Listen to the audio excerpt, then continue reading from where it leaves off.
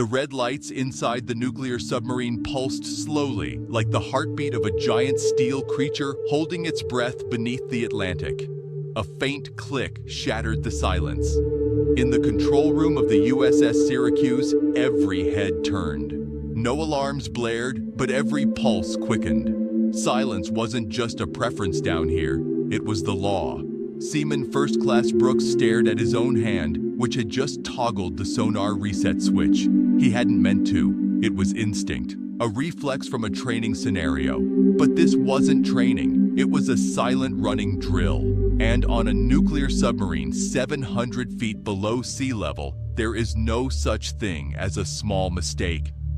Chief Petty Officer Darnell was the first to break the silence. "What the hell was that sound?" he said in a low, dangerous voice. Brooks didn't answer. His mouth had gone dry. Before anyone else could speak, the voice of Commander Richard Sullivan came through the comm speaker, calm, measured, lethal. "Drill suspended. Lock current data. Seaman Brooks, report to my quarters, now." No one looked at Brooks as he left. In the Navy, shame is silent too. Commander Sullivan didn't raise his voice. He didn't need to. He simply stood behind his steel desk, arms folded behind his back, while Brooks stood at rigid attention. "Do you know why I called you here?" Sullivan asked. "Yes, sir." "What did you do?" "I activated a sonar reset switch." "During?" "A silent running drill, sir." "And what is the primary purpose of silent running?" "To maintain acoustic invisibility, sir." "To whom?" "Hostile sonar, foreign vessels, potentially enemy submarines, sir." Sullivan walked slowly to the side of the room. "You've been aboard the Syracuse for how long?" 3 weeks, sir." "And you thought 3 weeks in, you had a better sense of protocol than my command?" "No, sir. It was a mistake." Sullivan turned sharply. "Exactly. A mistake. And here, a mistake isn't just a bad grade or a slap on the wrist. It's a warning shot to the other side. It's a signal flare that says, 'Here we are.'" Brooks didn't speak. He didn't dare. Sullivan continued, his voice now a whisper. "We carry enough firepower on this sub to level a continent. We move in silence because anything else is suicide. You didn't just break protocol, son. You risked every life on this vessel." Brooks clenched his fists. "I understand, sir." Sullivan stepped forward inches from his face. "I don't think you do." He turned away. "You're off rotation. As of now, you're assigned to lower deck maintenance until further notice. You will scrub hull lines, inspect sealant gaskets, and clean filter systems. You will not speak unless spoken to. You will not touch a control panel for the remainder of this patrol." "Yes, sir." "You're dismissed." Brooks left without a word, and behind him, Sullivan returned to the command room without emotion, like a man who had done this before. The crew didn't shun Brooks. They didn't need to. He felt the weight of what he had done in every glance, every polite silence in the mess hall. His mistake floated above him like a sonar ping that would never stop bouncing. In the depths of the submarine, under flickering yellow lights, he began his punishment. He cleaned bulkheads, checked water filters, ran diagnostics on systems that no one cared about until they failed. Hours passed, days blurred, but he kept his head down and his mouth shut. And in those silent, dark corridors, he began to hear the ship in a different way. Not with his ears, but with his awareness. The groaning of steel, the breathing of coolant systems, the faint pulse of electricity moving through circuits. He began to feel every vibration, and then something changed. 4 days after his reassignment, Brooks noticed something. It was Yo317 hours.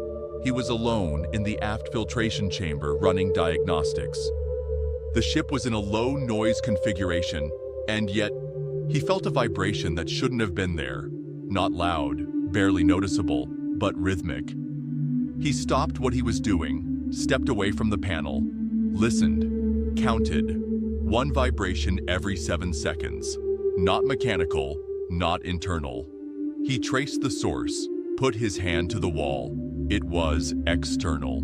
He reached for the comm unit. Engineering to command. There was a delay. Then, go ahead, Brooks. Sir, I'm detecting an irregular vibration pattern in the aft starboard section. I believe it's external in origin. Another pause. Confirmed. Multiple instruments have picked up the same reading. Brooks blinked. So it wasn't just him. He waited. Then the voice came back. Return to command. Commander Sullivan wants to speak with you. Brooks's heart pounded. He climbed the decks faster than he should have. His boots felt heavy. The air tasted like metal.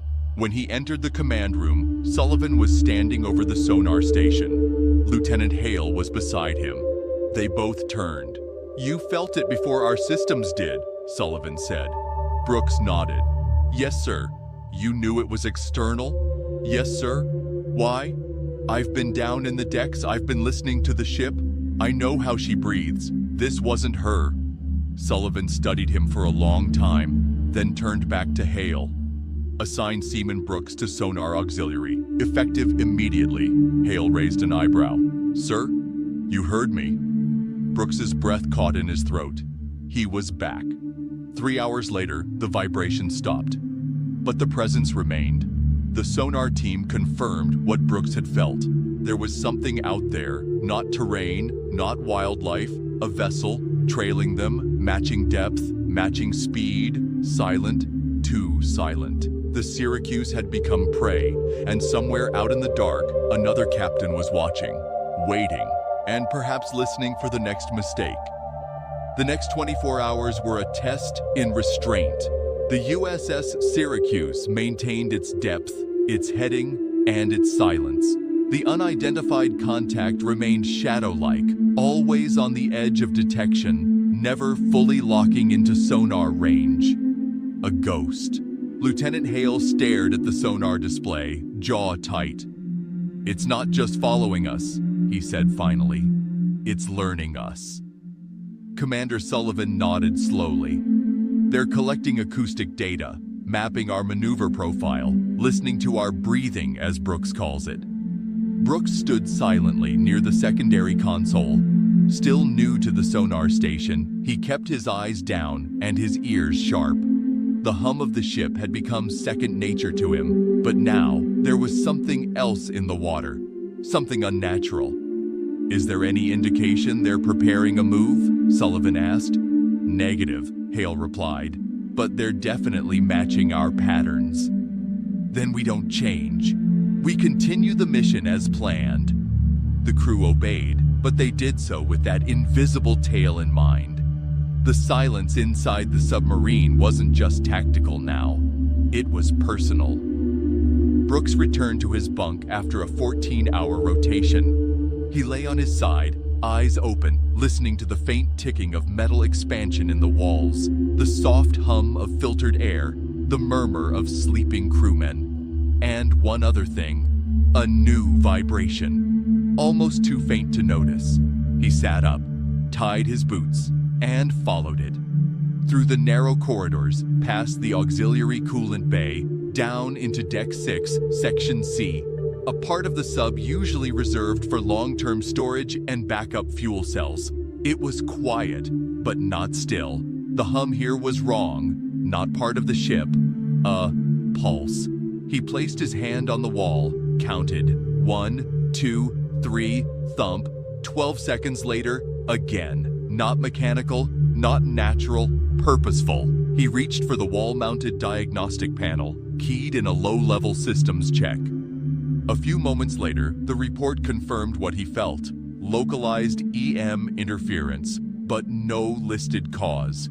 He frowned, pulled the panel open, and found something that shouldn't be there.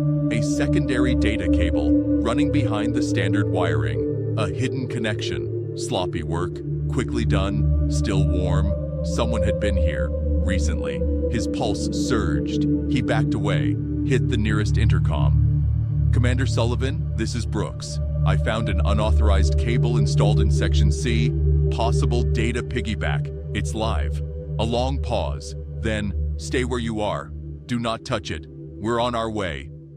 20 minutes later, Commander Sullivan, Lieutenant Hale, and 2 internal security personnel stood in the cramped corridor.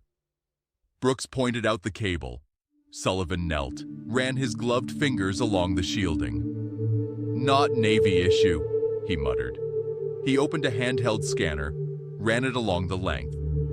"It's drawing low-voltage power, probably attached to internal diagnostics, meaning someone's been monitoring systems off the record."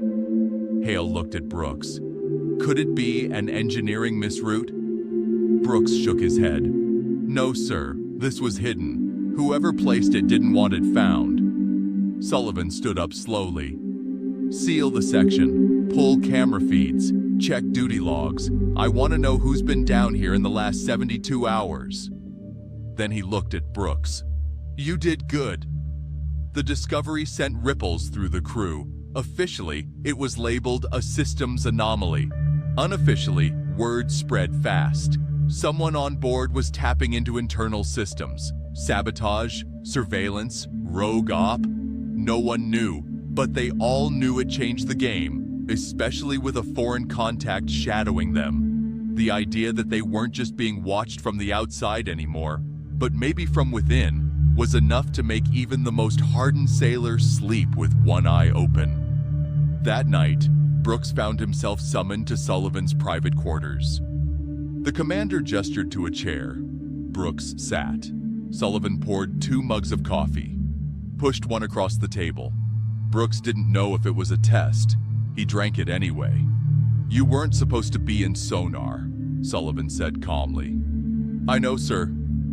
You weren't supposed to be on this ship either. We requested another tech. You were a last-minute reassignment. Green, raw, reckless." "Yes, sir." "And yet, here we are." Brooks stared into his coffee. "I've had a lot of time to listen, sir." Sullivan nodded slowly. "I don't care where a man starts, Brooks. I care what he becomes. Down here, we don't get second chances. But sometimes, the sea shows mercy." He stood. "Keep your ears open and your instincts sharper. If there's something else hiding in this sub, I want you to be the one who hears it first." Brooks swallowed. "Yes, sir." The next morning, the Syracuse shifted to silent drift mode. No engine propulsion, only depth trim. It allowed sonar to stretch its ears, and that's when it happened. The shadow returned, but this time, it wasn't behind them. It was above. "Contact 60 meters above our hull," the sonar tech whispered. "No propulsion signature, no sound." Vale leaned forward. "They're floating, matching buoyancy, using us as cover." Commander Sullivan didn't blink. "They're treating us like terrain, hiding from someone else, or lining up a shot." A long, eerie silence followed. Sullivan gave the order. "All crew to silent alert, no movement, no systems modulation, total freeze." The ship became a tomb. Every man held his breath, every light dimmed. No alarms, no noise, no emotion, just waiting. And then Brooks saw it. On the corner of the sonar screen, a ripple, not from the foreign sub, from inside. A brief electromagnetic pulse. His heart dropped. He whispered, "Someone just pinged." Vale snapped his head around. "Where?" Brooks pointed to the location. "B deck, comm relay 3. A part of the ship not currently active. No one was supposed to be there." Sullivan's eyes narrowed. "Security, move, quiet and fast." 10 minutes later, the report came back. No one in the room. But they'd found a second device, smaller, more advanced. A miniature transponder piggybacking on inactive comms wiring. Had been triggered remotely, and the foreign contact? It was gone, vanished, silent, like it had gotten the answer it needed. Brooks sat in the dark of sonar after shift change, staring at the static. There was no pride in being right, just more weight, more silence. Sullivan entered, hands behind his back. "We have a mole," he said quietly. Brooks didn't move. "Yes, sir. Someone on this ship is helping them, and now they know we know." He turned to leave, then paused and said, "Keep listening, Brooks. The truth's still in here. somewhere, and I need you to hear it first. The investigation went deeper than anyone expected. For 3 days, the USS Syracuse continued its patrol under strict silence. Internal reviews were run quietly, with only Sullivan, Vale, and a handful of senior staff aware of the growing suspicions. A second unauthorized device had been found in a dormant communications junction. Highly advanced, surgically embedded, and clearly not part of any Navy standard. Whoever placed it knew what they were doing, knew how to hide, and knew exactly what to listen for. Inside the dimly lit sonar room, Brooks began studying the logs more obsessively. He replayed sequences of ship noise from every deck and hallway, looking not for enemy subs, but for rhythms that didn't belong. In the silence, he had learned to hear patterns others missed. Footsteps where there shouldn't be. Fans spinning half a second longer than they should. Echoes that looped in ways that hinted at hidden signal repetition. He began to construct a theory. Whoever planted the devices wasn't just collecting passive information. They were waiting for a trigger, a signal, and they had just sent it. On day 9 of the patrol, Chief Technician Howard was found unconscious near the reactor stabilization panel. His vitals were stable, no wounds, no gas exposure, no radiation leak. But something was wrong. He had been the only one with access to coolant telemetry that morning, and when Sullivan ordered a manual review, they discovered a recent adjustment to the core pressure regulators. The adjustment had been minor, subtle, but over time, if left uncorrected, it would have caused a thermal spike, enough to simulate a mechanical failure, enough to make the Syracuse appear damaged to anyone watching from afar. And vulnerable targets attract attention. It wasn't just sabotage anymore. It was orchestration, a trap. Sullivan sat with Lieutenant Vale in the briefing room, tension visible in the lines around his eyes. "This wasn't about killing us," he said. "It was about drawing someone else closer, making us a decoy, a piece in someone else's chessboard." Vale nodded. "And whoever's doing this still hasn't been caught." Brooks entered, holding a data pad. "Sir, I have something," he said. Sullivan motioned for him to speak.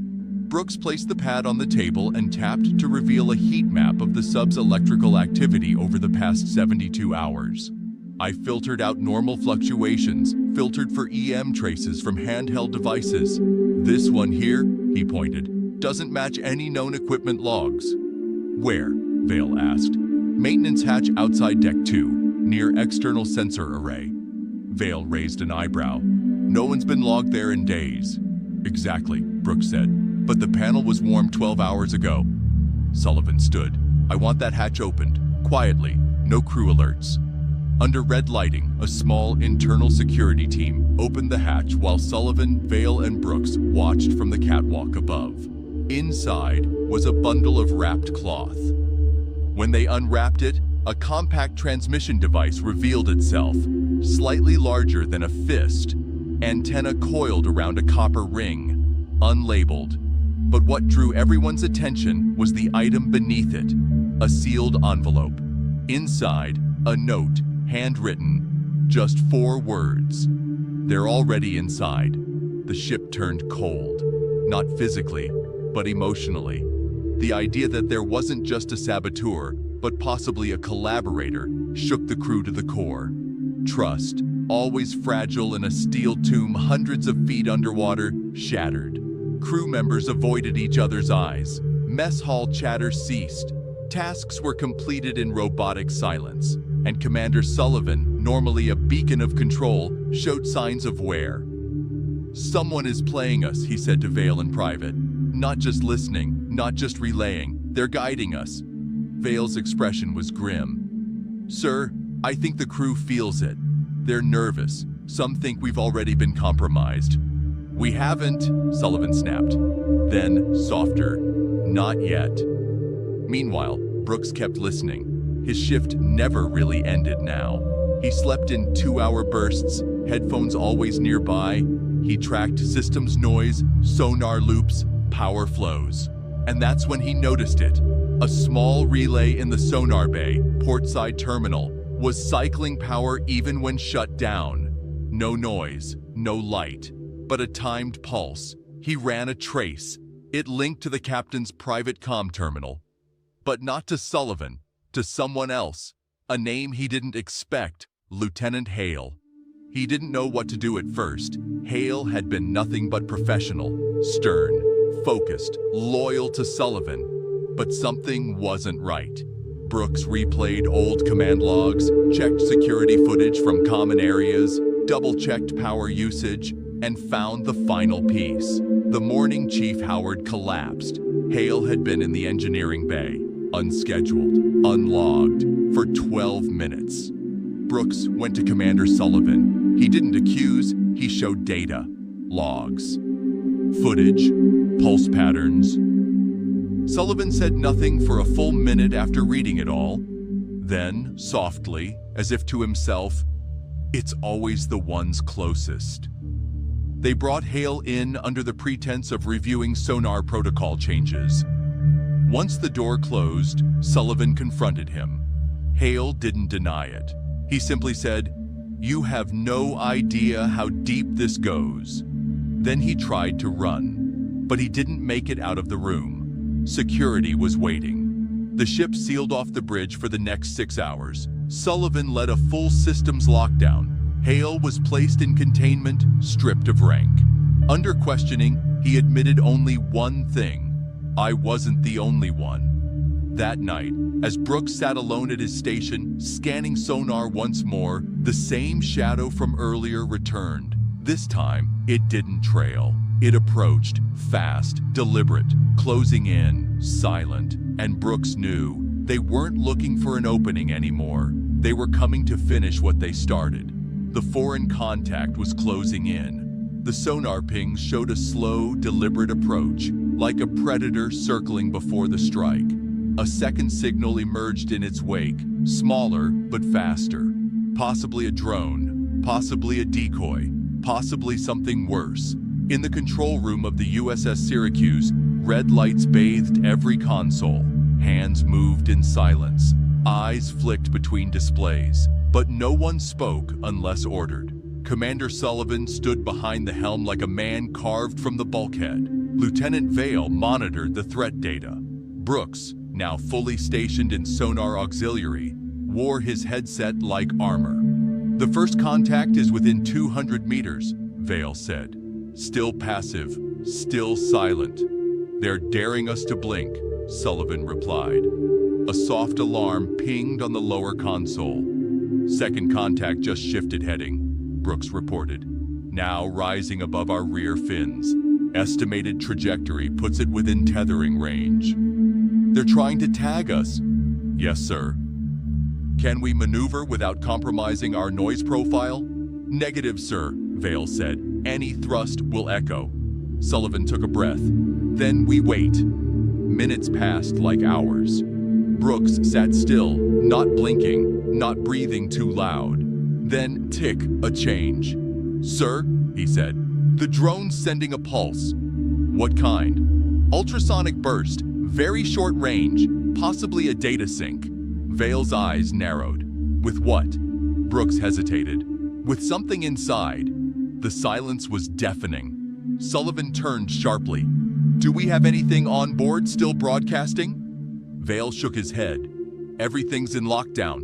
Except," Brooks began, "unless there's a third device, one we missed." Sullivan didn't hesitate.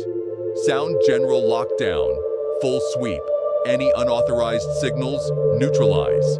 Deck 3, forward storage bay. Security Team Omega 4 found it hidden inside a hollowed-out ballast valve, a sleek black pod no larger than a thermos. It was broadcasting, low frequency, encrypted. It stopped the moment they found it. It had done its job. Whatever information it was meant to send, it had already left." Back on the bridge, Sullivan stood over the sonar table. "They know everything," Vale said. Sullivan nodded. "Then the only thing left is to show them we're not prey." He turned to communications. "Prepare a full-spectrum sonar burst, all bands, full power, uncoded." Vale turned. Sir, that's a declaration. I know. Brooks looked up. Sir, if we do that, they'll know we're ready, but they'll also know we're exposed. Sometimes, Sullivan said, that's the only way to remind the ocean we bite back. The team began entering codes. A countdown began. 5, 4, 3, 2, 1. A low rumble surged through the hull as the Syracuse let out a roar in sonar form. Powerful, layered, unmistakable. It wasn't a threat. It was a line in the sand. The foreign contact stopped. Sonar showed it drift slowly. Then it turned and faded. The drone followed. Brooks kept staring at the screen. Sir, they're gone. Sullivan didn't speak for several seconds. Then he turned to the crew. Maintain silence. Hold position. Begin system reactivation in 30. Everyone moved, but slowly, quietly, like waking from a nightmare. 2 days later, the Syracuse surfaced. Cloudy skies, cold wind, but nothing had ever felt more like sunlight. The crew moved like men reborn, not because they'd won, but because they'd endured. Brooks stood near the tower deck, watching the sea with a distant gaze. Sullivan stepped beside him. You did well. Brooks said nothing for a moment. Then, do you think we'll ever know who else was involved? Sullivan shook his head. Doesn't matter. We know what they tried to do, and we know who stopped it. Brooks looked down. I almost got this whole crew killed my first week. Sullivan gave a thin smile. And now you're the reason they're alive. They stood in silence for a long time, the ocean calm around them. Then Sullivan added, this won't be the last time. The sea has many ghosts, some of them even wear our uniform. When they docked, a quiet ceremony was held. No medals, no speeches, but in a sealed envelope delivered to Brooks by hand, there was a note. There are listeners, and then there are those who hear what matters. You've become the second kind. Welcome. It was signed, Commander Richard Sullivan. In the world above, mistakes can be corrected, but in the deep, mistakes echo. They travel through steel and water. They become signals, warnings, or graves. Discipline isn't just obedience, it's the language of survival. Trust isn't just a concept, it's the only currency. And silence? Silence is everything, because the ocean doesn't forgive carelessness. It doesn't reward noise. It watches, it waits, and only those who listen live to sail again. If you were in Commander Sullivan's place, would you have trusted Brooks again after his mistake? If this story moved you, if it made you think differently about trust, about leadership, about what silence really means, subscribe to Authority Watch now. Because in the deep sea, every second counts, and every story teaches us something new. Turn on the bell and never miss the next mission beneath the surface.